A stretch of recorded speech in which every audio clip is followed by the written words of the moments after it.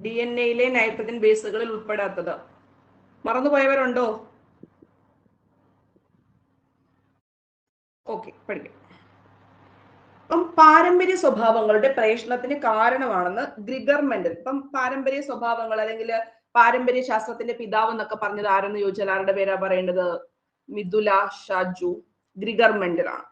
അപ്പൊ യഥാർത്ഥ രൂപമോ സവിശേഷതയോ 20-ാം നൂറ്റാണ്ടിന്റെ ആദ്യ പാദങ്ങളിൽ വരെ കണ്ടെത്താനായിരുന്നില്ല. തുടർന്ന് നടന്ന പഠനങ്ങളിലൂടെ പാരമ്പര്യ സ്വഭാവങ്ങളുടെ പ്രേഷണത്തിൽ ന്യൂക്ലിക് ആസിഡ് ആയ DNA full form deoxy റൈബോ nucleic acid ആണ് തന്മാത്രയ്ക്കുള്ള പ്രാധാന്യം ബോധ്യപ്പെടുകയും ഘടകങ്ങൾ എന്ന് മെന്റൽ വിശേഷിപ്പിച്ച കാര്യങ്ങൾ തന്നെയാണ് ഇതെന്ന് പറയുകയും ചെയ്തു. അപ്പം DNA എന്ന് പറഞ്ഞിരിക്കുന്നത് എന്താണ്? ന്യൂക്ലിക് ആസിഡ് ആണ്. ഡിഓക്സി റൈബോ ന്യൂക്ലിക് ആസിഡ് ആണ്. ഡിഓക്സി റൈബോ nucleic acid. DNA ഡിഓക്സി റൈബോ nucleic acid ആണ്. അപ്പൊ നമ്മളെല്ലാം പറയും നമ്മുടെ പാരമ്പര്യ ഘടകം അല്ലെ ജീനിന്റെ പ്രശ്നം കൊണ്ടാണ്, DNA പ്രശ്നം കൊണ്ടാണ് രോഗങ്ങൾ ഉണ്ടാവുന്നത് എന്നൊക്കെയുള്ള കാര്യങ്ങൾ പറയും. അപ്പൊ അതായത് അതിനകത്തുള്ള ബേസ് കണ്ടന്റ് എന്തുവാ? DNA. അപ്പൊ അതെന്തുവാണ്? ബേസിക്കലി ന്യൂക്ലിക് ആസിഡ് ആണ്. ന്യൂക്ലിക് ആസിഡ് ആണ്. അപ്പം നമുക്ക് അതിലേക്ക് പോവാം. അപ്പൊ പാരമ്പര്യവാഹകർ ആരാണ്? DNA-ക്കകത്തുള്ള ജീനുകളാണ്. ആരാണ്? ജീനുകളാണ്. ക്രോമസോമുകളിലെ DNA-യില് ഘടനയെ സംബന്ധിച്ച കണ്ടെത്തലുകൾ പിൽക്കാല ജനിതക ശാസ്ത്ര ഗവേഷണങ്ങൾക്ക് ഏറ്റവും വലിയ മുതൽക്കൂട്ടായത്. തന്മാത്ര ജനിതക ശാസ്ത്രം എന്ന ശാസ്ത്രശാഖ ഇന്ന് ഏറ്റവും വികസിച്ചുകൊണ്ടിരിക്കുന്ന ഗവേഷണ ശാഖയാണ്. അപ്പം ആദ്യം വേണ്ടത് നമ്മൾക്ക് ഏതാണ് വരുന്നത്? ക്രോമസോമിനകത്താണ് ആര് വരുന്നത്? DNA വരുന്നത്. DNA-ക്കകത്താണ് ജീൻ വരുന്നത്. ക്രോമസോമില് DNA-യിലാണ് ജീൻ വരുന്നത്. അപ്പൊ അതിന്റെ ഏറ്റവും റൂട്ടാണ് ഏത്? ജീൻ എന്ന് പറയുന്നത്. പാരമ്പര്യമായിട്ടുള്ള സ്വഭാവങ്ങളെല്ലാം വഹിച്ചുകൊണ്ട് വരുന്നത്. സ്വഭാവം മാത്രമല്ല, രോഗങ്ങളായാലും എല്ലാ ജനിതക ഘടകങ്ങളെയും വഹിച്ചുകൊണ്ട് വരുന്നത് ജീനുകളാണ്. ക്രോമസോമില് DNA-യില് ജീനുകൾ. DNA എന്ന് പറഞ്ഞത് ബേസിക്കലി ഒരു ന്യൂക്ലിക് ആസിഡ് ആണ്. ആ ന്യൂക്ലിക് ആസിഡ് എന്ന് പറയുന്ന സംഭവം ഡിഓക്സി റൈബോ ആണ്. ഡിഓക്സി റൈബോ ന്യൂക്ലിക് ആസിഡ്. ഓക്കെ, ഇനി ജെയിംസ് വാട്സൺ, ഫ്രാൻസിസ് ക്രിക്ക് എന്നീ ശാസ്ത്രജ്ഞർ ഏത് വർഷമാണ് വികസിപ്പിച്ചത്? 53-ലാണ്. വാട്സണും ക്രിക്കും. ചുറ്റുഗോവേണി മാതൃക. ഈ മാതൃക ശാസ്ത്രലോകത്ത് വലിയ സ്വീകാര്യത നേടുകയും 62-ൽ അവർക്ക് നോബൽ സമ്മാനം ലഭിക്കുകയും ചെയ്തു. ഫോണിൽ കൂടിയിട്ടാണ് മിഥില കാണുന്നതെങ്കിൽ അതിനെ പോർട്രേറ്റ് മോഡിലാക്കി കഴിഞ്ഞാൽ കമന്റ് കാണാൻ പറ്റും, കമന്റ് ടൈപ്പ് ചെയ്യാനും പറ്റും കേട്ടോ. അതായത് ഇപ്പൊ ലാൻഡ്സ്കേപ്പ് മോഡിലായിരിക്കും. ആ സ്ക്രീനിന്റെ മുകളിൽ ഒന്ന് തട്ടിച്ചാൽ മതി, അപ്പം കാണാൻ പറ്റും. പോർട്രേറ്റ് മോഡിലാക്കി കഴിഞ്ഞാൽ കമന്റ് ടൈപ്പ് ചെയ്യാം, ഇവരുടെ കമന്റും കാണാൻ പറ്റും.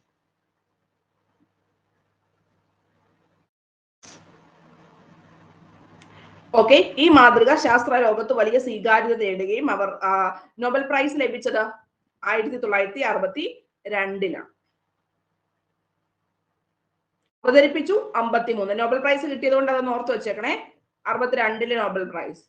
62-ൽ വേറെ എന്തോ ഒരു സംഭവം ഇന്ത്യയുടെ ഇൻകോസ്പാർ ആണോ? ബഹിരാകാശ ഗവേഷണ കേന്ദ്രമോ? ISRO രൂപീകരിച്ച വർഷം എംപോസിഷൻ എഴുതിപ്പിക്കണോ ഷെമി അഷ്റഫിനെ കൊണ്ട്? വേണ്ട. ഓക്കെ, ചുറ്റുഗോവേണി മാതൃക പ്രകാരം DNA തന്മാത്ര 2 ഇഴകൾ ചേർന്നതാണ്. അപ്പൊ എത്ര ഇഴകൾ ചേർന്നതാണ് DNA തന്മാത്ര? 2 ഇഴകൾ. ഏതൊക്കെയാണ്? പഞ്ചസാരയും ഫോസ്ഫേറ്റും ചേർന്ന 2 നെടിയ ഇഴകളും നൈട്രജൻ ബേസുകൾ ചേർന്ന പടികളുള്ള ഘടനയുമാണ് നിർദ്ദേശിക്കപ്പെട്ടത്. എന്തൊക്കെയാണ്? DNA-യുടെ സ്ട്രക്ചർ വരുന്ന സമയത്ത് ഏതൊക്കെ കാര്യങ്ങൾ ഓർത്തു വെച്ചേക്കണം? 2 ഇഴകൾ ചേർന്നിട്ടുണ്ട്. ഇപ്പൊ നമ്മൾ കയറൊക്കെ പിരിക്കുന്നത് പോലെ നമുക്ക് ഇവിടെ എന്തൊക്കെ പറയുന്നുണ്ട്?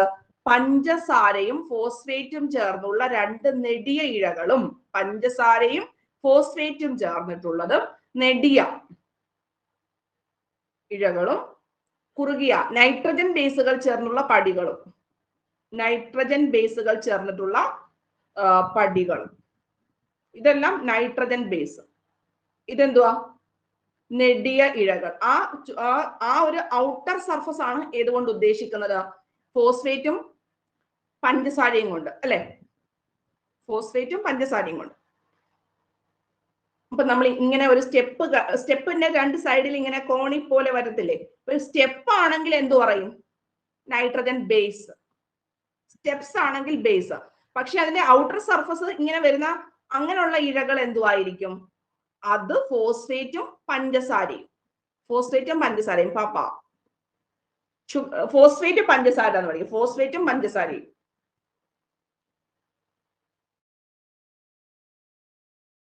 അല്ലയോ? ഇംഗ്ലീഷിൽ എഴുതി പഠിക്കണം. അപ്പൊ രണ്ട് പീയുടെ കണക്ട് ചെയ്യാം. നമ്മൾ എങ്ങനെയാണോ പഠിക്കുന്നത് അതുപോലെ ആരും ചോദിക്കത്തില്ലല്ലോ നിങ്ങൾ എന്തിനാണ് ഷുഗർ എന്ന് പഠിച്ചത്. അത് ഫോസ്ഫേറ്റും പഞ്ചസാരയും. കാര്യം ഇവിടെ നൈട്രജനൊക്കെ നമുക്ക് പരീക്ഷ ഹാളിൽ ഇരുന്ന് വരാവുന്നുള്ള ചാൻസ് ഒക്കെ വരാം. മേ ബി എന്നെ പോലൊക്കെ ഉള്ളത്. നൈട്രജൻ ബേസുകൾ ചേർന്നുള്ള പടികളുമാണ് ഈ ഘടനയിൽ പറഞ്ഞിരിക്കുന്നത്. അപ്പൊ ഇത്രയും കാര്യങ്ങൾ മനസ്സിലായോ?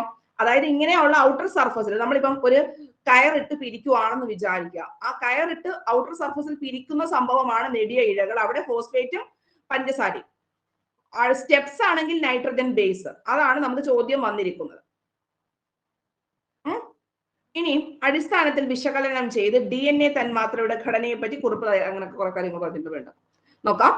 ഇതിനകത്ത് DNA-ക്കകത്ത് വരുന്ന സമയത്ത് അഡിനിൻ, തൈമിൻ, സൈറ്റോസിൻ, ഗ്വാനിൻ ആണ്. എന്തൊക്കെയാ? Adenine, thymine, cytosine, guanine.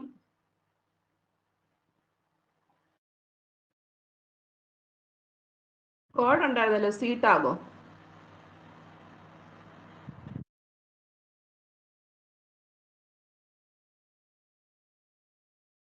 അല്ലേ? Cytosine, thymine, adenine, tag, C tag code. DNA-യിലുള്ള നൈട്രജൻ ബേസുകൾ സീറ്റാഗ്. അപ്പൊ ഇനി മറന്നു പോകരുത്. എന്തൊക്കെയാ? Cytosine, thymine, adenine, guanine. Thymine, adenine, guanine. അടുത്തലേക്ക് പോട്ടെ. ഓക്കെ. അപ്പൊ ഇവിടെ നമുക്ക് ഈ നീല കളറിൽ റെപ്രസെന്റ് ചെയ്തിരിക്കുന്നത് എന്തുവാ? ഫോസ്ഫേറ്റ്. ഇവിടെ ആണെങ്കിൽ പഞ്ചസാര തന്മാത്രയിൽ ഒരു ഓറഞ്ച് കളറിൽ റെപ്രസെന്റ് ചെയ്തിട്ടുണ്ട്. Nitrogen base. നൈട്രജൻ ബേസ് എന്താണെന്ന് പറഞ്ഞു? സ്റ്റെപ്സ് ആണെന്ന് പറഞ്ഞു. Nitrogen base steps. നീല കളറിൽ ഇവിടെ റെപ്രസെന്റ് ചെയ്തിരിക്കുന്ന സംഭവം എന്തുവാ? നീല കളറിൽ റെപ്രസെന്റ് ചെയ്തിരിക്കുന്നത് ഇവിടെ എന്തോ പറഞ്ഞത്? ഫോസ്ഫേറ്റ്. ഫോസ്ഫേറ്റ്. പഞ്ചസാര ഓറഞ്ച് കളർ. Orange colour. ഇവിടെ നൈട്രജൻ ബേസ്. അതായത് ഓരോ നൈട്രജൻ ബേസും അവിടെ കാണും. അപ്പൊ അതായത് DNA തന്മാത്ര ന്യൂക്ലിയോടൈഡുകൾ എന്ന യൂണിറ്റുകൾ ചേർന്നാണ് ഉണ്ടാകുന്നത്. അപ്പൊ DNA എന്ന് പറയുന്നത് എത്ര ഇഴകൾ ചേർന്നുണ്ടായതെന്നാണ് നമ്മളിപ്പോ പറഞ്ഞത്? 2 ഇഴകൾ ചേർന്നതാണ്. അപ്പൊ ആ 2 ഇഴകൾക്കകത്ത് ഒരു പഞ്ചസാര, ഒരു ഫോസ്ഫേറ്റ്, ഒരു നൈട്രജൻ ബേസ് ഇങ്ങനെ വരും. മനസ്സിലായോ? അതായത് ഇങ്ങനത്തെ ഒരു സ്ട്രക്ചർ ആണ് ഒരു DNA തന്മാത്ര എന്ന് പറയുന്നത്. ഒരു ഫോസ്ഫേറ്റ്, ഒരു പഞ്ചസാര, ഒരു നൈട്രജൻ ബേസ് ഒരെണ്ണത്തിനകത്ത് വരുമ്പോ. ഇനി DNA തന്മാത്രയ്ക്കകത്ത് ന്യൂക്ലിയോടൈഡുകൾ, അതായത് ആ DNA-യുടെ ബേസ് എപ്പോഴും എന്തായിരിക്കും? അപ്പൊ നമ്മളിപ്പോ തന്മാത്രയുടെ ബേസ് ആറ്റം എന്ന് പറയുന്നത് പോലെ DNA-യുടെ ബേസ് എന്ന് പറയുന്നത് എന്തുവാ? ന്യൂക്ലിയോടൈഡ് ആണ്. ബേസിക്കലി DNA എന്തെന്ന് നമ്മൾ മുമ്പേ പഠിച്ചത്? ബേസിക്കലി DNA ന്യൂക്ലിക് ആസിഡ് എന്ന് നമ്മൾ പഠിച്ചു. ബേസിക്കലി DNA ന്യൂക്ലിക് ആസിഡ് എന്ന് പഠിച്ചു. അപ്പൊ ഈ DNA-യുടെ ഏറ്റവും സ്മോളസ്റ്റ് യൂണിറ്റ് ആണ് ഏത്? ന്യൂക്ലിയോടൈഡ്. അതിനെ ആ ഒരു ടൈഡ് കൊണ്ട് കണക്ട് ചെയ്തിരിക്കുന്നു. ന്യൂക്ലിയോടൈഡ് എന്ന് ഓർത്താൽ മതി. മനസ്സിലായി? DNA എന്ന് പറയുന്നത് ഡിയോക്സി റൈബോ ന്യൂക്ലിക് ആസിഡ് ആണ്. അതൊരു തരത്തിലുള്ള ന്യൂക്ലിക് ആസിഡ് ആണ്. ഇനി അതിന്റെ ബേസ്, ആ ഒരു DNA തന്മാത്രയിലുള്ള ഏറ്റവും സ്മോളസ്റ്റ് ആയിട്ടുള്ള യൂണിറ്റ് ആണ് ന്യൂക്ലിയോടൈഡ്. അപ്പൊ ആ ഒരു nucleotide consist of A phosphate, പഞ്ചസാര ആൻഡ് നൈട്രജൻ ബേസ് എന്നാണ് പറഞ്ഞതിന്റെ അർത്ഥം. നോർമലി DNA ഇങ്ങനെയുള്ള 2 കണികകൾ ചേർന്നിട്ടാ വരുന്നത്. മനസ്സിലായോ? അതായത് ന്യൂക്ലിയോടൈഡുകൾ ചേർന്ന്. വേറെ നിങ്ങൾക്ക് പറയാൻ പിന്നെ നമ്മൾക്ക് എക്സാമ്പിൾ പറയുവാണെങ്കിൽ PVC എന്ന് പറയുന്ന പോളിവിനൈൽ ക്ലോറൈഡ് പോലെയാണ് ഇവിടെ DNA. PVC-ക്കകത്ത് നമ്മൾ വിനൈൽ ക്ലോറൈഡ് എന്ന് പറയുന്ന മോണോമർ പറയത്തില്ലേ? PVC-ക്കകത്ത് വിനൈൽ ക്ലോറൈഡ് എന്ന് പറയുന്ന മോണോമർ പറയുന്നത് പോലെ DNA-യുടെ മോണോമർ ആണ് ന്യൂക്ലിയോടൈഡ് എന്ന് പറയുന്നത്. മനസ്സിലായോ? അതായത് ഈ ന്യൂക്ലിയോടൈഡിന്റെ എല്ലാ ഗുണങ്ങളും ആരിൽ കാണും? DNA-യിൽ കാണും.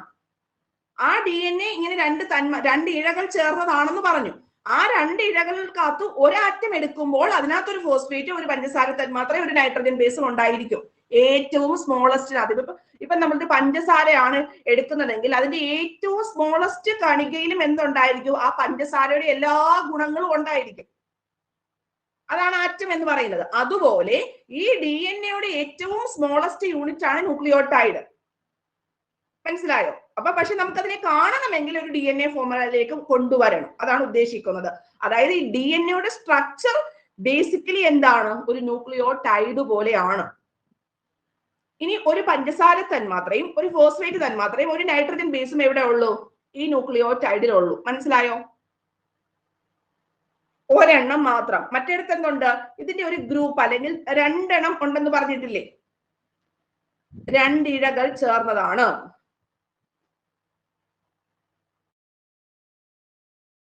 എന്നാലേ DNA ആവത്തുള്ളൂ. പക്ഷെ ഈ DNA-യുടെ ബേസിക് യൂണിറ്റ് എന്ന് ചോദിച്ചാൽ എന്ത് പറയണം? ന്യൂക്ലിക് ആസിഡ് ആണോ ന്യൂക്ലിയോടൈഡ് ആണോ എന്ന് ചോദിച്ചാൽ എന്ത് പറയണം? ന്യൂക്ലിയോടൈഡ് ആണ്. ഈ ന്യൂക്ലിയോടൈഡിൽ DNA-യിൽ എന്തൊക്കെ ഉണ്ടോ അതിന്റെ എല്ലാ സംഭവങ്ങളും എവിടെ ഉണ്ടായിരിക്കും? ഈ ന്യൂക്ലിയോടൈഡിൽ ഉണ്ടായിരിക്കും. അതാണ് അതിന്റെ പ്രത്യേകത എന്ന് പറയുന്നത്. മനസ്സിലായോ കാര്യം? ഇപ്പൊ എല്ലാം ഓക്കെ ആണല്ലോ അല്ലെ? പഞ്ചസാര, ഫോസ്ഫേറ്റ്, നൈട്രജൻ ബേസ്. ആ നൈട്രജൻ ബേസ് വ്യത്യാസപ്പെടും എവിടെ? DNA-യിലും RNA-യിലും. അപ്പം ഇതിനകത്തുള്ള ഇതിന് പറയുന്ന പേരെന്തുവാ? സി ടാഗ് എന്ന്. എന്താണ് സി ടാഗ്? സൈറ്റോസിൻ,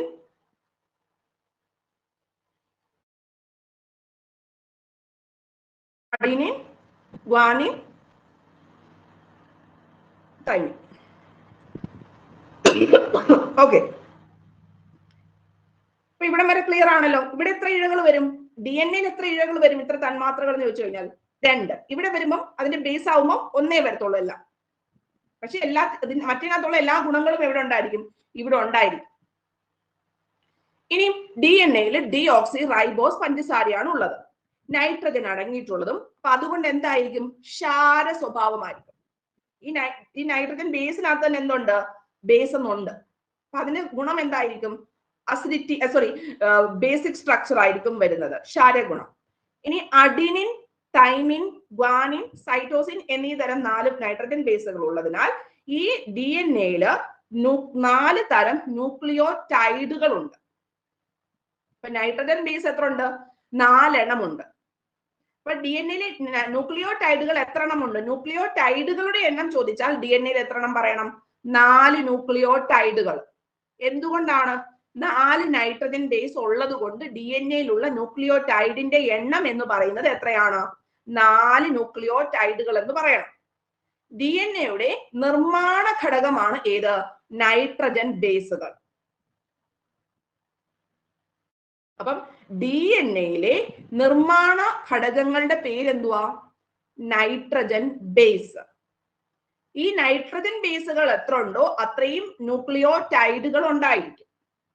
ഇനി DNA-യിൽ ഇങ്ങനെ എന്ത് ചെയ്യും? പെയറായിട്ട് മാത്രമേ കാര്യങ്ങൾ നിൽക്കത്തുള്ളൂ. നമ്മൾ പണ്ട് കുഞ്ഞുനാളില് അല്ലെങ്കിൽ സ്കൂളിലും ഒക്കെ പോകുമ്പോൾ നമുക്ക് നമ്മുടെ ഫ്രണ്ട്സിനോടൊപ്പം മാത്രമല്ല നമ്മൾ മിണ്ടത്തുള്ളൂ എന്ന് പറയുന്നത് പോലെ അഡിനിൻ തൈമിനുമായിട്ടും ഗ്വാനിൻ സൈറ്റോസിനുമായിട്ടും മാത്രമേ ജോഡി ചേരുകയുള്ളൂ.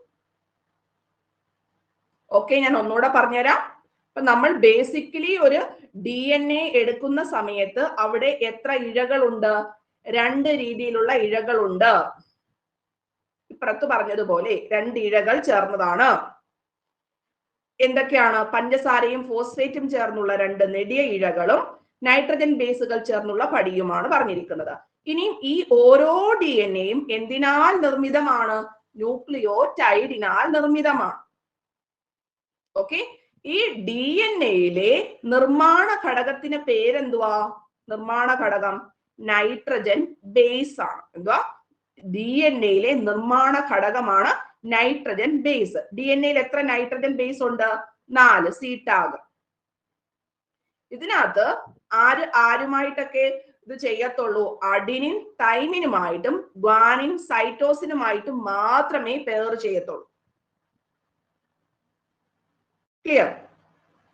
അപ്പം ഡി എൻ എയിൽ എത്ര ന്യൂക്ലിയോടൈഡുകൾ ഉണ്ട്? ഡി എൻ എയിൽ എത്ര ന്യൂക്ലിയോടൈഡുകൾ ഉണ്ട്? 4 എണ്ണം വരും. എന്തുകൊണ്ടാണ്? 4 നൈട്രജൻ ബേസ് ഉള്ളത് കൊണ്ട്. ഇനി നമ്മൾ ഒരു നൈട്രജൻ ബേസ് എടുക്കുവാണെങ്കിൽ അതിൽ എന്തൊക്കെ കാണും? ഒരു ഫോസ്ഫേറ്റ്, ഒരു പഞ്ചസാര, ഒരു നൈട്രജൻ ബേസ്. മനസ്സിലായി? ഒരു ന്യൂക്ലിയോടൈഡിൽ ഒന്ന് മാത്രമേ ഉള്ളൂ. പക്ഷെ ഒരു ഡി എൻ എ നമ്മൾ എടുക്കുമ്പം അതിനകത്ത് നൈട്രജൻ ബേസ് എന്തുണ്ട്? അതാണ് അതിനകത്തെ നിർമ്മാണ ഘടകം. അതുകൊണ്ട് അതിനകത്ത് ഒരു ഡി എൻ എയിൽ എത്ര ന്യൂക്ലിയോടൈഡുകൾ ഉണ്ടായിരിക്കും? 4 ന്യൂക്ലിയോടൈഡുകൾ. എത്ര ഇഴകൾ എന്ന് ചോദിച്ചാൽ എത്ര ഇഴകൾ പറയണം? 2 ഇഴകൾ. എന്തുകൊണ്ടാണ്? ഇവര് പെയർ ചെയ്തിട്ടാണ് കാണപ്പെടുന്നത്. ന്യൂക്ലിയോടൈഡിന്റെ എണ്ണം ചോദിച്ചാൽ 4, എത്ര ഇഴകൾ എന്ന് ചോദിച്ചു കഴിഞ്ഞാൽ 2 ഇഴകൾ എന്നും. അതുപോലെ തന്നെ നമ്മൾ എന്തും പറയണം? ഇവർ പെയർ ചെയ്തിട്ടാണ് അഡിനിൻ തൈമിനുമായിട്ടും ഗ്വാനിൻ സൈറ്റോസിനുമായിട്ടും പെയർ ചെയ്തിട്ടാണ് കാണപ്പെടുന്നത്. ക്ലിയർ ആയെന്ന് വിചാരിക്കുന്നു. ഓക്കെ അല്ലേ? അപ്പൊ ന്യൂക്ലിയോടൈഡിനകത്തെ ഘടകങ്ങൾ എന്ന് പറഞ്ഞേ ഏതൊക്കെ വരും? ഫോസ്ഫേറ്റ്, 1 ഫോസ്ഫേറ്റ്, 1 പഞ്ചസാര, 1 നൈട്രജൻ ബേസ്. നൈട്രജൻ ബേസ് എത്ര എണ്ണം വരും? 4 നൈട്രജൻ ബേസ് വരും. ഏതൊക്കെയാണ്? സീടാഗ്. ഇനി ഇവിടെ എങ്ങനെ ജോഡി ചേരും? സീടാഗ് ഇങ്ങനെ. ക്ലിയർ അല്ലേ ഇത്രയും കാര്യങ്ങൾ? ഓക്കെ. ഇനി അത് നമ്മൾ പഠിച്ചു കഴിഞ്ഞു. ഇനി ഡി എൻ എയുടെ ഘടന തിരിച്ചറിയാനുള്ള ഗവേഷണം നടത്തുകയായിരുന്നു റോസാലിൻഡ് ഫ്രാങ്ക്ലിൻ എന്ന ശാസ്ത്രജ്ഞൻ. ഏത് കിരണങ്ങൾ ഉപയോഗിച്ചെന്ന് ചോദിച്ചു കഴിഞ്ഞാൽ എക്സ് കിരണങ്ങൾ ഉപയോഗിച്ചു. കാരണം നമുക്ക് വൃക്ക എന്നൊക്കെ പരീക്ഷയ്ക്ക് ചോദ്യം വന്നിരിക്കുന്നത് തുരുതുരാ ചോദ്യങ്ങളാണ് ഇപ്രാവശ്യത്തെ ക്വസ്റ്റ്യൻ പേപ്പറിന്റെ പാറ്റേൺ എന്ന് പറഞ്ഞിരിക്കുന്നത്. ഇപ്പം എക്സാമ്പിൾ പറഞ്ഞു കഴിഞ്ഞാൽ ഒരു കണം റിലേറ്റ് ചെയ്ത് ചോദ്യം വന്നാൽ 3 ക്വസ്റ്റ്യനും ആ കണം റിലേറ്റ് ചെയ്തിട്ടായിരിക്കും. ഒന്ന് പ്ലാസ്മ ചോദിച്ചു, അടുത്ത ക്വസ്റ്റിനകത്ത് ആന്റികാർക്ക് ചോദിച്ചു, അടുത്തതിനകത്ത് അത് നോബൽ പ്രൈസ് ലഭിച്ചത്. അപ്പൊ അതായത് ഒരു ഏരിയയെ പറ്റിയിട്ട് നമുക്ക് അറിവില്ല എങ്കിൽ മേ ബി നമ്മുടെ കഷ്ടകാലം ആണെങ്കിൽ ഒരു 3 മാർക്ക് നമ്മൾ അവിടെ നഷ്ടപ്പെടാൻ ചാൻസ് ഉണ്ട്. നമ്മളത് മൈനസ് അടിക്കുവാണെങ്കിൽ 4 മാർക്കും നമ്മുടെ കയ്യിൽ നിന്ന് പോകും. അതാണ് ഈ ഡിലീഷൻ മാത്രമല്ല പല കുട്ടികളെയും ബുദ്ധിമുട്ടിലാക്കിയത്. ശരിക്കും പറഞ്ഞു കഴിഞ്ഞാൽ ഈ പരീക്ഷയ്ക്കകത്ത് അവർക്ക് ഒരു ഏരിയ അറിയത്തില്ലെങ്കിൽ ഒരു ചോദ്യമായിരുന്നു പണ്ടൊക്കെ വന്നുകൊണ്ടിരുന്നത്. പക്ഷെ ഇപ്പൊ എന്ന് പറഞ്ഞു കഴിഞ്ഞാൽ നമ്മുടെ കഷ്ടകാലത്തിന് നമ്മൾ റിവിഷൻ ചെയ്യാൻ മറന്നുപോയ ഒരു ടോപ്പിക് ആണെങ്കിൽ ആ ടോപ്പിക്കിൽ നിന്ന് ഒരു 3 മാർക്കൊക്കെ അടുപ്പിച്ച് ചില ചോദ്യ പേപ്പറിനകത്ത് ഈ 2024 വന്നിട്ടുണ്ട്. മിക്ക ക്വസ്റ്റ്യന്റെയും പാറ്റേൺ അതാണ്. മനസ്സിലായോ? ഇപ്പൊ ഞാൻ പറഞ്ഞില്ലേ പ്ലാസ്മയെന്നും ആന്റിക്വാർക്ക്, ക്വാർക്ക്, നോബൽ പ്രൈസ്, ഇത് 3ഉം കണക്റ്റഡ് ആണ്. അപ്പൊ ആ കുട്ടീനെ അതറിയത്തില്ലെങ്കിൽ ആ 4 മാർക്ക് അങ്ങ് പോകും. അതുപോലെ തന്നെയാണ് വൃക്ക കണ്ടുപിടിച്ചത് ആര്, അല്ലെങ്കിൽ വൃക്കകത്തുള്ള ഹോർമോൺ ഏത്, അതുപോലെ തന്നെ ചോദിക്കുകയാണ് കൃത്രിമ വൃക്ക കണ്ടുപിടിച്ചത്. ഇത് 3 ഒറ്റ ക്വസ്റ്റ്യൻ ആണ്. മനസ്സിലായോ? അപ്പൊ അതുപോലെ നമ്മളിപ്പോ ഈ ഡി എൻ എയുടെ മാത്രം നമ്മൾ അത് പഠിച്ച് മാത്രം അങ്ങ് പോവായിരിക്കും ചില പിള്ളേർ. പക്ഷെ അന്നേരം എന്ത് ചെയ്യും? അതിനടുത്തുനിന്ന് തന്നെ ആ ക്വസ്റ്റ്യൻ പേപ്പറിൽ തന്നെ ആ ചോദ്യം അങ്ങ് വരും. അപ്പൊ നമ്മൾ എന്ത് ചെയ്യും? ആ ഡി എൻ എ മാത്രം നമുക്ക് പഠിച്ചുകൊണ്ട് കാര്യമുണ്ടോ? ഇല്ല. അപ്പൊ ഈ റോസ്ലിൻ ഫ്രാങ്ക്ലിന്റേതും ഒക്കെ നമ്മൾ കൃത്യമായിട്ട് അതിന്റെ കൂടെ പഠിച്ചു വെച്ചെങ്കിലേ നമ്മുടെ കാര്യം നമുക്ക് ഉറപ്പിക്കാൻ പറ്റത്തുള്ളൂ. അതുകൊണ്ടാണ് ഞാൻ ഇച്ചിരൂടെ ഡീപ്പായിട്ട് ഇതിനകത്തുള്ള കണക്റ്റഡ് ഒന്ന് പറഞ്ഞു പോകുന്നത്. മനസ്സിലായോ? കേൾക്കാൻ പറ്റുന്നുണ്ടോ ഞാൻ പറയുന്നത്? ഓക്കെ. ഡി എൻ എയുടെ ഘടന തിരിച്ചറിയാനുള്ള ഗവേഷണം നടത്തുകയായിരുന്നു. ഇപ്പൊ ഇവിടെ എന്തുവാണ്? ഘടന. Rosalind Franklin. ആ പേരെന്തോ? Rosalind Franklin. ഇനി അദ്ദേഹം എന്ന ശാസ്ത്രജ്ഞയാണ്, പെണ്ണാട്ടോ. എക്സ് കിരണങ്ങൾ ഉപയോഗിച്ച് എടുത്ത ഡി എൻ എയുടെ എക്സ്റേ ഡിഫ്രാക്ഷൻ ചിത്രം കാണാനിടയായതിൽ നിന്നാണ് ജീവന്റെ തന്മാത്ര എന്നറിയപ്പെടുന്ന ഡി എൻ എയുടെ തന്മാത്രാ ഘടന അനാവരണം ചെയ്യാൻ വാട്സണും ക്രിക്കിനും കഴിഞ്ഞത്. അപ്പം എങ്ങനെയാണ് ഈ പറഞ്ഞ, ഇതും പരീക്ഷയ്ക്ക് ഏതോ പരീക്ഷയ്ക്ക് വന്നിട്ടുള്ളതാ കേട്ടോ. ഡി എൻ എയുടെ എക്സ്റേ ഡിഫ്രാക്ഷൻ ചിത്രം ഉപയോഗിച്ചെടുത്ത ഇവരുടെ തന്നെ സംഭവത്തിൽ നിന്ന് ഡി എൻ എയുടെ എക്സ്റേ ഡിഫ്രാക്ഷൻ ചിത്രം കാണാനിടയായതിൽ നിന്നാണ് ജീവന്റെ തന്മാത്ര എന്നറിയപ്പെടുന്ന ഡി എൻ എയുടെ തന്മാത്രാ ഘടന അനാവരണം ചെയ്യാൻ വാട്സണും ക്രിക്കിനും കഴിഞ്ഞത്. മനസ്സിലായോ? അതായത് നമ്മുടെ വാട്സന്റെയും ക്രിക്കന്റെയും കാര്യം മുമ്പേ പറഞ്ഞല്ലോ, ചുറ്റുഗോവേണി മാതൃക എന്നൊക്കെ പറഞ്ഞിട്ടുള്ളത്. അപ്പം ഇത് ആരുടെ കിരണങ്ങൾ ഉപയോഗിച്ചിട്ടാണ് ഇവർ ആക്ച്വലി അനാലിസിസ് നടത്തിയത്? ഈ പറഞ്ഞിരിക്കുന്ന റോസാലിൻഡ് ഫ്രാങ്ക്ലിന്റെ ആണ്. ആരുടെയാണ്? Rosalind Franklin.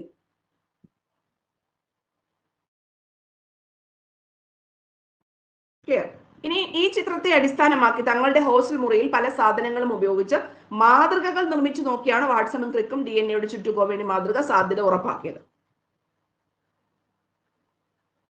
റോസാലിൻഡ്. അപ്പൊ ബേസിക്കലി ആരെടുത്ത ചിത്രങ്ങളാണ്? റോസാലിൻഡ് ഫ്രാങ്ക്ലിന്റെ സ്ട്രക്ചറിൽ നിന്ന് ഡെവലപ്പ് ചെയ്തെടുത്തതാണ് ചുറ്റുഗോവേണി മാതൃക. ക്ലിയർ?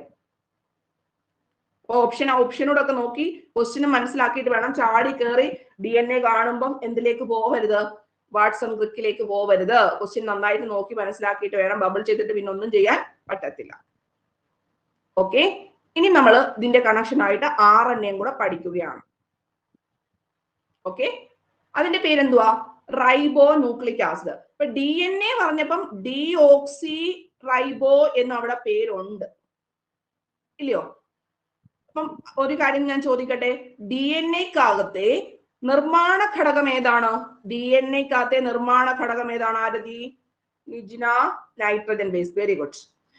അപ്പം ഈ നമ്മൾ ഡിയോക്സി റൈബോ ന്യൂക്ലിക് ആസിഡ് വരെ ആർക്കുണ്ട്? DNA-ക്കകത്തുണ്ട്.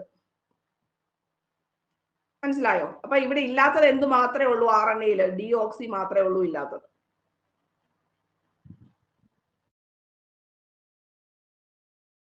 മനസ്സിലായി? DNA-ക്കകത്തുള്ളത് തന്നെ RNA-ക്കകത്തുണ്ട്, പക്ഷെ എന്തില്ല? ഡിയോക്സി എന്ന് പറയുന്ന സംഭവം ഇല്ല എന്ന് മാത്രമേ ഉള്ളൂ. DNA പോലെ തന്നെ ഒരു ന്യൂക്ലിക് ആസിഡ് ആണ് RNA. RNA-യും ന്യൂക്ലിയോടൈഡുകൾ കൊണ്ടാണ് നിർമ്മിക്കപ്പെട്ടിരിക്കുന്നത്. ഓക്കെ, ന്യൂക്ലിയോടൈഡ് എന്ന് പറഞ്ഞാൽ എന്താണെന്ന് നമ്മൾ പറഞ്ഞു. ഒരു ഫോസ്ഫേറ്റ് ഉണ്ടായിരിക്കും, ഒരു നൈട്രജൻ ബേസ് ഉണ്ടായിരിക്കും, ഒരു ന്യൂക്ലിയോ എന്തൊക്കെയാ പറഞ്ഞ, ഒരു ഫോസ്ഫേറ്റ്, ഒരു പഞ്ചസാര, ഒരു നൈട്രജൻ ബേസ്. ഇനി RNA-യിൽ കാണപ്പെടുന്ന പഞ്ചസാര എന്തുവാ? റൈബോസ് പഞ്ചസാര. RNA-യില് തൈമിന് പകരമായിട്ട് ആര് വരും? യുറാസിൽ വരും. തൈമിന് പകരം ആരില്ല? DNA-യിലാണ് തൈ എല്ലാം ഉള്ളത്. DNA-യിൽ എന്തുണ്ട്? തൈ ഉണ്ട്. RNA വരുമ്പം എന്തു മാത്രമേ ഉള്ളൂ? തൈ ഇല്ല, പകരം യുറാസിൽ.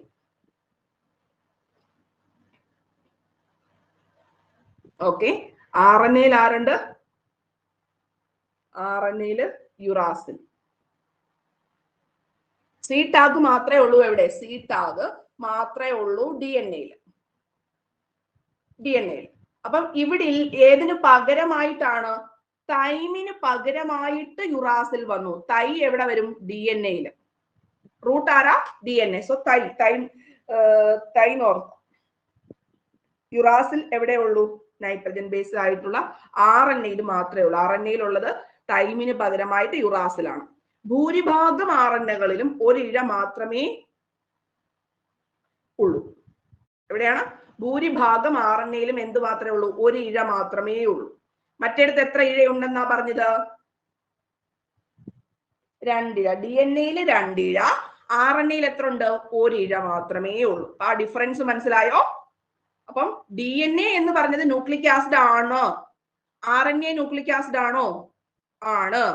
ഇനി RNA ന്യൂക്ലിയോടൈഡ് കൊണ്ടാണ് നിർമ്മിക്കപ്പെടുക. RNA-യും DNA-യും ന്യൂക്ലിയോടൈഡ് കൊണ്ടാണ് നിർമ്മിക്കപ്പെട്ടിരിക്കുന്നത്. ശരിയാണോ തെറ്റാണോ? ശരിയാണ്. RNA-യിൽ കാണപ്പെടുന്നത് റൈബോസ് പഞ്ചസാരയാണ്.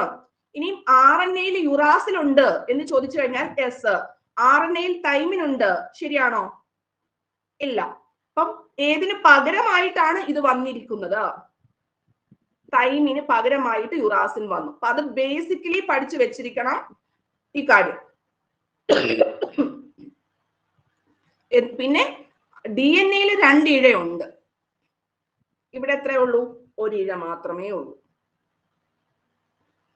ഇനി നമ്മൾ ജീനുകൾ പ്രവർത്തിക്കുന്നു. ഒന്നുകൂടെ ഞാൻ പറയാം. നമ്മൾ ആദ്യം പഠിച്ചത് എന്തുവാ? ക്രോമസോം എന്നല്ലേ? ക്രോമസോം എന്നല്ലേ പഠിച്ചത്? ക്രോമസോമിൽ DNA കാണപ്പെടുന്നു, DNA-യിൽ ജീനുകൾ കാണപ്പെടുന്നു. അപ്പം ഈ DNA നമ്മൾ പറഞ്ഞപ്പം DNA-ക്കകത്തുള്ള എല്ലാ കാര്യങ്ങളും പറഞ്ഞു. അതിന്റെ കൂടെ തന്നെ നമ്മൾ RNA പഠിച്ചു. അവിടുത്തെ കാര്യങ്ങളും ഇഴകളും എല്ലാം പറഞ്ഞു. ഇനി അടുത്തതായിട്ട് ജീനുകൾ പ്രവർത്തിക്കുന്നത് എങ്ങനെ, ഇതിലേക്കാണ് നമ്മൾ പോകുന്നത്. ഉപാപചയ പ്രവർത്തനങ്ങളെ നിയന്ത്രിക്കുന്നു, അതായത് മെറ്റബോളിക് ആയിട്ടുള്ള എല്ലാ കാര്യങ്ങളെയും നിയന്ത്രിക്കുന്നതും സ്വഭാവ സവിശേഷതകൾക്ക് കാരണമാകുന്നതുമായിട്ടുള്ള നിശ്ചിത പ്രോട്ടീനുകളുടെ പ്രവർത്തനത്താൽ ആണ്.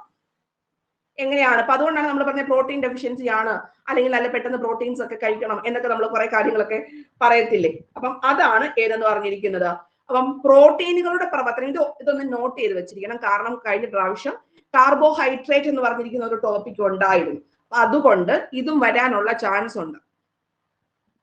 അപ്പൊ നമ്മളിപ്പം നമ്മുടെ ജാതകമൊക്കെ എഴുതിപ്പിക്കുന്നത് പോലെ, അല്ലെങ്കിൽ നമ്മുടെ കൈരേഖ നോക്കുന്നത് പോലെ, നമുക്ക് നമ്മുടെ എല്ലാ കാര്യങ്ങളും എവിടെ ഉണ്ട്? ജീനുകളിലാണ്. അതായത് പ്രോട്ടീൻ നിർമ്മാണത്തിന്റെ വിവരങ്ങളെല്ലാം എവിടെ ഉണ്ട്? ജീനുകളിലുണ്ട്. പ്രോട്ടീൻ നിർമ്മിക്കുന്നതിന്റെ വിവരങ്ങളെല്ലാം എവിടെ അടങ്ങിയിരിക്കുന്നു? ജീനുകളിൽ. ഇപ്പൊ ജനിതകമായിട്ട് ഓരോ വ്യക്തികൾക്ക് ഓരോരോ ഡിസീസസ് ഒക്കെ ഉണ്ടല്ലോ. അപ്പൊ അവരുടെ ബ്ലഡ് ഒന്ന് പരിശോധിച്ച് നോക്കിക്കഴിഞ്ഞാൽ ഈ കാര്യങ്ങളൊക്കെ ഈസി ആയിട്ട് മനസ്സിലാക്കാൻ പറ്റും. ഏതൊക്കെ രോഗങ്ങൾ അവർക്ക് പാരമ്പര്യമായിട്ട് കൊണ്ട് നടക്കുന്നു എന്നൊക്കെയുള്ള കാര്യങ്ങൾ. എന്ന് പറയുന്നത് പോലെ ഈ ഇത്രയും വരെയുള്ള പോയിന്റുകൾ നിങ്ങൾ ബുക്കിനകത്ത് പ്രോട്ടീൻ എന്നുള്ള ടൈറ്റിൽ ഹെഡിങ് എഴുതിയിട്ടൊന്ന് എഴുതി വെച്ചിരിക്കണേ, ചെറുതായിട്ട്. കാര്യം ഇത് നമ്മൾ ഇച്ചിരി വേറെ രീതിയിൽ പഠിക്കാൻ വേണ്ടിയിട്ടുണ്ട്. അതൊന്ന് ജസ്റ്റ് ഒന്ന് എഴുതി വെച്ചിരിക്കണം. എന്നിട്ട് ഒരു സ്പേസ് ഒന്ന് വിട്ടിരിക്കണം. കാർബോഹൈഡ്രേറ്റ് എന്ന് താഴെ ഇട്ടേക്കണം, ഇതിന് താഴെയായിട്ട്. കാർബോഹൈഡ്രേറ്റ് നമുക്ക് ഇവിടെ ഈ ഒരു ഫോക്കസ് ഏരിയയിൽ പഠിക്കാൻ വേണ്ടിയിട്ടുണ്ട്. ഓക്കെ, അപ്പം DNA-യുടെ കുറച്ച് ഭാഗമാണ് ആര്? ജീൻ എന്ന് പറയുന്നത്. DNA-യുടെ കുറച്ച് ഭാഗം, നിശ്ചിത ഭാഗങ്ങളാണ് ജീനുകൾ. അതിപ്പോ ഞാൻ കാണിച്ചു തരാം. അപ്പൊ ഇത് നമുക്കിതൊരു കോശമാണ്. കോശത്തിനകത്തുള്ള ന്യൂക്ലിയസ് ഇവിടെ കാണാൻ സാധിക്കുന്നുണ്ട്. അതുപോലെ തന്നെ ക്രോമസോം ഉണ്ട്, കണ്ടോ?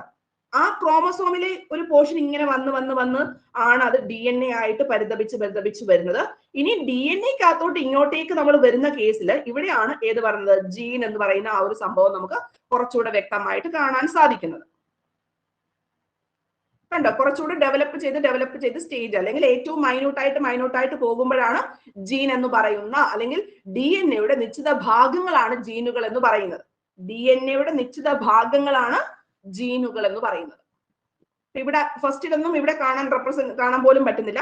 ഇവിടെ വന്നപ്പോഴാണ് കുറച്ചുകൂടെ ക്ലാരിറ്റി കൂടി അത് ഇതാണ് ജീൻ, അല്ലെങ്കിൽ DNA-യുടെ കുറച്ച്, ഇതെല്ലാം DNA ആണ് എങ്കിൽ പോലും കുറച്ച് ഭാഗങ്ങൾ മാത്രമായിട്ടാണ് ഏത് കാണാൻ സാധിക്കുന്നത്? ജീൻ. ഇപ്പൊ നമ്മളുടെ വീടുണ്ട്, ആ വീടിനകത്ത് നമ്മളുടെ ഒരു ലാപ്ടോപ്പ് ഉണ്ടെന്ന് വിചാരിച്ചാൽ ആ ലാപ്ടോപ്പ് എല്ലായിടത്തും കിടക്കുവാണോ?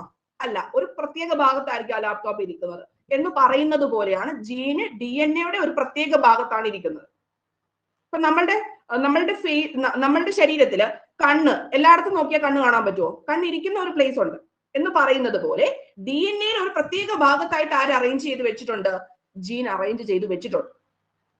മനസ്സിലായോ? അതാണ് ഇതിന്റെ സ്ട്രക്ചർ. അപ്പൊ ഇവിടെ എന്തുണ്ട്? കോശം, ന്യൂക്ലിയസിലേക്ക് കുറച്ചുകൂടെ കഴിഞ്ഞ് ക്രോമസോമിലേക്ക് വന്നു, ക്രോമസോം കഴിഞ്ഞ് DNA-ക്കകത്ത് കുറച്ച് പോർഷൻ ആയിട്ടാണ് ജീൻ കാണപ്പെടുന്നത്. ക്ലിയർ? ഇനി നമ്മൾ ഈ ജീനിന്റെ കാര്യങ്ങൾ പഠിക്കുമ്പോൾ എങ്ങനെയാണ് DNA-യും RNA-യും ഇതിനകത്ത് ഇൻക്ലൂഡ് ചെയ്യുന്നത് എന്ന് നമ്മൾ വളരെ വ്യക്തമായിട്ട് പഠിക്കണം. കാര്യം 2023 പരീക്ഷയ്ക്കകത്ത് വന്നിട്ടുണ്ട്. 24 വന്നിട്ടില്ലെങ്കിലും 23 വന്നിട്ടുണ്ട്. പല കാര്യങ്ങളും പിന്നെ റിപ്പീറ്റ് ചെയ്ത് 2024 വന്നിട്ടുണ്ട്, 2023. സോ നമ്മൾ ആ ഒരു കാര്യങ്ങളോട് വ്യക്തമായിട്ട് തന്നെ പഠിച്ച് വെക്കേണ്ടതാണ്. ഇത് നിങ്ങൾക്ക് കാണാൻ സാധിക്കുന്നുണ്ടോ? സ്ക്രീനില് കാണാൻ പറ്റുന്നില്ലെങ്കിൽ ഇതാണ് ഇതിന്റെ ഒരു ഓവറോൾ സ്ട്രക്ചർ എന്ന് പറയുന്നത്. ഇവിടെ DNA ഇവിടെ കളർ നിങ്ങൾക്ക് കാണാൻ സാധിക്കുന്നുണ്ട്. DNA-യിൽ നിന്ന് mRNA രൂപപ്പെടുന്നു എന്നൊക്കെ പറഞ്ഞിട്ടുണ്ട്. ഇനി ഇത് നിങ്ങൾക്ക് കാണാൻ പറ്റുന്നില്ലെങ്കിൽ ഞാൻ കുറച്ചുകൂടെ ഡീപ്പായിട്ട് കാണിച്ചു തരാം. ഓക്കെ, അപ്പൊ ഇവിടെ നമുക്ക് DNA ഉണ്ട്. DNA-യിൽ നിന്ന് ആര് രൂപപ്പെടുന്നു എന്ന് പറഞ്ഞിട്ടുണ്ട്? mRNA.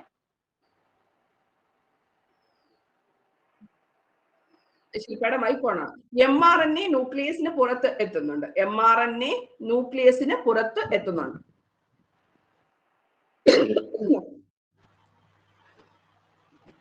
ഓക്കെ, അതിനുശേഷം mRNA റൈബോസോമിൽ എത്തുന്നുണ്ട്. mRNA സന്ദേശം അനുസരിച്ച് അമിനോ ആസിഡുകൾ കൂട്ടിച്ചേർത്ത് പ്രോട്ടീൻ നിർമ്മിക്കുന്നുണ്ട്. tRNA വിവിധ അമിനോ ആസിഡുകളെ റൈബോസോമിൽ എത്തിക്കുന്നുണ്ട്. അപ്പൊ ഇവിടെ എന്തുവാ നമ്മൾ പഠിക്കുന്നത്? ജീനുകൾ എങ്ങനെയാണ് പ്രവർത്തിക്കുന്നത് എന്നാണ് പഠിക്കുന്നത്. എന്താണ്? ജീനുകൾ എങ്ങനെയാണ് പ്രവർത്തിക്കുന്നത് എന്നാണ് നമ്മൾ പഠിക്കുന്നത്. അപ്പൊ അവിടെ ആരൊക്കെ വരുന്നുണ്ട്? DNA നിങ്ങൾക്ക് ഓർമ്മയുണ്ട്, RNA വരുന്നുണ്ട്. ഇതെല്ലാം കൂടെ നമ്മൾക്ക് എന്തിനു വേണ്ടിയിട്ട്? ജീനുകളുടെ പ്രവർത്തനവുമായി ബന്ധപ്പെട്ട്. ഈ ജീനുകൾ പ്രവർത്തിക്കുന്നതിന് മുൻപ് തന്നെ നമ്മൾ പറഞ്ഞിട്ടുണ്ട് ഇവിടെ ആര് വേണം? എൻസൈമുകൾ വേണം. പ്രോട്ടീന്റെ നിർമ്മാണത്തിന്റെ വിവരങ്ങൾ എവിടെയാണ്? ജീനുകൾ. അപ്പൊ അവിടെ എന്ത് സിന്തസിസ് ഉണ്ടാവണം? പ്രോട്ടീൻ സിന്തസിസ്, അല്ലെങ്കിൽ പ്രോട്ടീൻ എങ്ങനെയാണ് മെയ്ഡ് ചെയ്യുന്നത് എന്നിട്ടുള്ള കാര്യമാണ് ജീനുകളിൽ കൂടിയിട്ട് നമുക്ക് മനസ്സിലാവുന്നത്. അതാണ് നമ്മൾ പഠിക്കാൻ പോകുന്നത്. പ്രോട്ടീൻ നിർമ്മാണം നടക്കുന്നത് എങ്ങനെയാണ്, അല്ലെങ്കിൽ ജീനിനകത്തെ പ്രധാനപ്പെട്ട കാര്യം എന്താണ്? പ്രോട്ടീൻ നിർമ്മാണവുമായി ബന്ധപ്പെട്ട വിവരങ്ങളാണ് എവിടെ കാണപ്പെടുന്നത്? ജീനുകളിൽ കാണപ്പെടുന്നത്. നമ്മുടെ കൈരേഖ നോക്കിക്കഴിഞ്ഞാൽ നമ്മുടെ പൂർവ്വകാലവും ഭാവി കാലവും ഒക്കെ കാണാൻ പറയുന്നത് പോലെ ഈ പറയുന്ന ജീനുകൾക്കകത്ത് നോക്കിക്കഴിഞ്ഞാൽ കൃത്യമായിട്ട് പ്രോട്ടീൻ നിർമ്മാണവുമായി ബന്ധപ്പെട്ട കാര്യങ്ങളാണ് നമുക്ക് കാണാൻ പറ്റുന്നത്. അത് പഠിച്ചു വെക്കണം.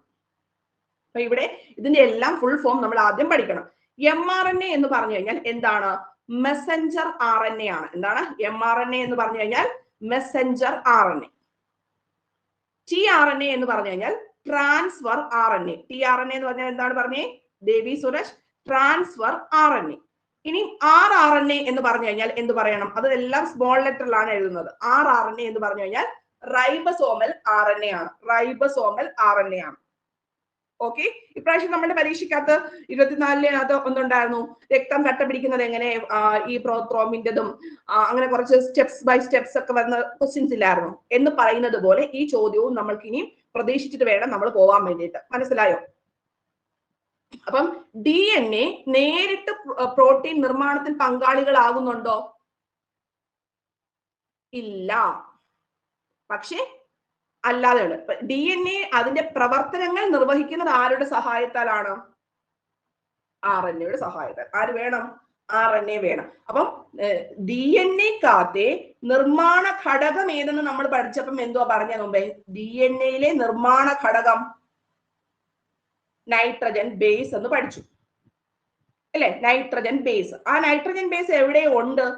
RNA-യിലും ഉണ്ട് ഇല്ലേ? ഇനി DNA-യിലെ സന്ദേശം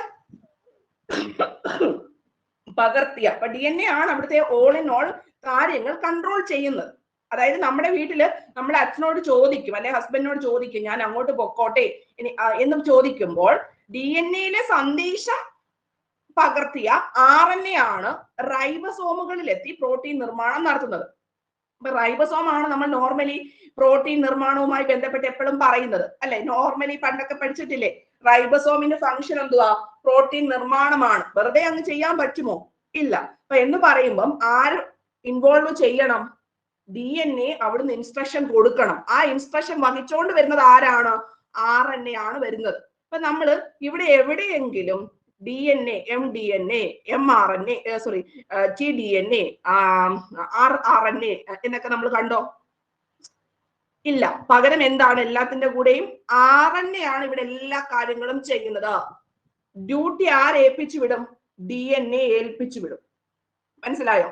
അതായത് എല്ലാ കാര്യങ്ങളും മെസ്സേജ് കൊണ്ട് കൊടുക്കുന്നതും ട്രാൻസ്ഫർ ചെയ്യുന്നതും അതെല്ലാം ക്രിയേറ്റ് ചെയ്യാൻ സാധിക്കുന്നതും ആരാണ്?